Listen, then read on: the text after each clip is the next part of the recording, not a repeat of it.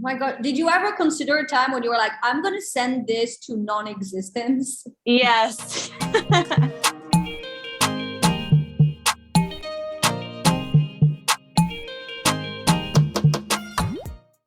Hi, I'm Geraldine Anello. I'm the founder of the Handy Women YouTube channel. Welcome. I'm also the founder of the Handy Women community, which you can join by clicking the link below.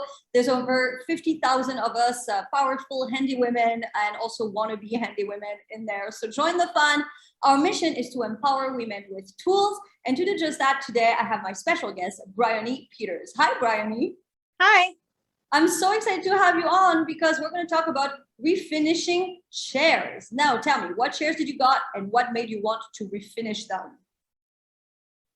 Okay. So I got these two chairs at a garage sale last year. I was moving into my own place and I had zero furniture.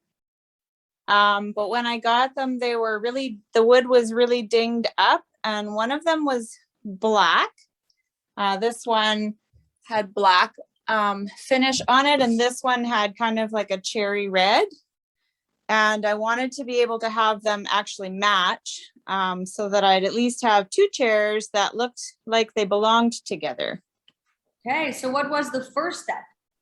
The first step was that I removed the cushions off of this black one, and I unscrewed or unbolted all of the bolts. There's bolts on all of these to take all the pieces apart. This one kind of has slots on it too. Okay. And then same thing with this one. You unbolted everything and then you took the staples out to take all the cushion fabric out as well? Actually do anything with the fabric except I cleaned it. So like I just vacuumed this one and I took these ones and threw them in my washing machine because they're washable ones.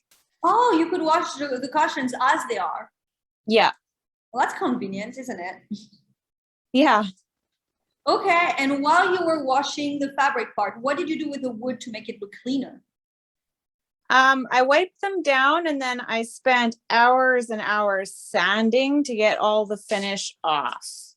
Okay, so when you say you wipe them down, you just mean like a quick wipe just to take whatever came up and then sanding. Now, how many rounds, did you count them as rounds or you were just like, I'm just doing it until it looks decent? I just basically sanded until all of the main dents and nicks were gone and all of the old stain was removed. So until I could see the natural wood color. Oh my God, did you ever consider a time when you were like, I'm going to send this to non-existence? Yes, because I spent $15 on these chairs, both of them. And I thought, is it really worth all these hours and all this dust everywhere? So did you take them outside as well, just because of all the dust? Yes, I did, but it still got dust everywhere and I was still covered in dust. How much thinner would you say they are now than when you got them? Probably not a whole lot because I did put extra stain and finish on afterwards. So so you removed some and then you added some back. How long did it take you? I mean, I know you said hours and hours. Did you do them a bunch at once or would you do an hour every day? What was the process? Because sanding is such a repetitive motion. It is. Yeah. I probably was spending about 4 hours a day on it, and it took 3 days to sand all the pieces. That is commitment. That is 4 hours a day. Did you use both hands? Because at that amount of time, I would just start having to use my left hand. I'm a right person. Yeah, I have to switch back and forth for sure.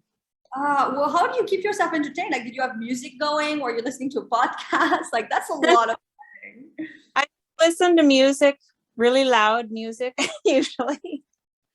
Like hard rock metal to get your like anger out, like yeah. Exactly. Okay, and so when you send, do you send like a little? I'm particularly looking at the part where it rounds around, which I guess are both chairs. Do you do just the top, or do you really go from top to bottom and back? Do you do the full length or a small section at a time? I kind of did one section at a time. Like I would kind of start on one end and sand it until it was down and then kind of keep going. But also doing the inside don't know if you can see that, is a little bit hard to get the sander in there. So you kind of have to hold it at an angle to be able to get it, to get every part of some of the, like the tighter curves. Did you actually get to a point where you were like, now it looks good, it looks clean, I love it? Or you were like, I've done this long enough, it's not going to get any better. I got to accept that this is what it is. No, I pretty much did it until I was satisfied that it looked perfect. Okay, great. And then came the following step, the one where you added things back on. What did you add on? First I did a couple of coats of stain, and I brought home 3 or 4 of those little tiny cans just to test and see which color I liked and which one I thought looked the nicest with both of the fabrics on there. And I chose one called Espresso. So I did 2 coats of stain, and then I liked the color. And then that was it? That was done? No, after that, you need to put a top coat on, or else the stain just gets rubbed off eventually. So you have to let it sit, I think it's for 48 hours to make sure that the stain is fully cured. And then you do the top coat. And the stuff that I use is called diamond top coat. Okay. Just because it's a little bit more scratch resistant than some of the other ones. And you put that on, and then you had to wait as well another amount of time? Yeah, you have to wait. It's only about an hour in between coats, and then you sand in between each coat, because otherwise the new coat of top coat doesn't adhere properly unless you sand it a little bit to make the surface rough so that it grips on there, right? More sanding, yay! There's 4 coats of the top coat on there. 4 coats of the top coat. Yeah. So 2 coats of stain and 4 coats of the top coat. Yeah. That's a lot. Okay. And then I want to know, then you're done with it and you're putting them in the living room. How did that feel? It felt fantastic because it just represented a lot of hours, and I was pretty happy with how it turned out. Congratulations. It looks really, really, really amazing. And that's the advantage, is now you have these chairs for years to come that are special chairs because you did them yourselves. And that's priceless, isn't it? Yeah, for sure. That's great. If you're watching this, did you ever redo your chairs?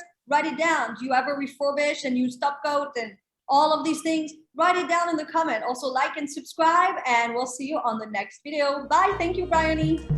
Bye.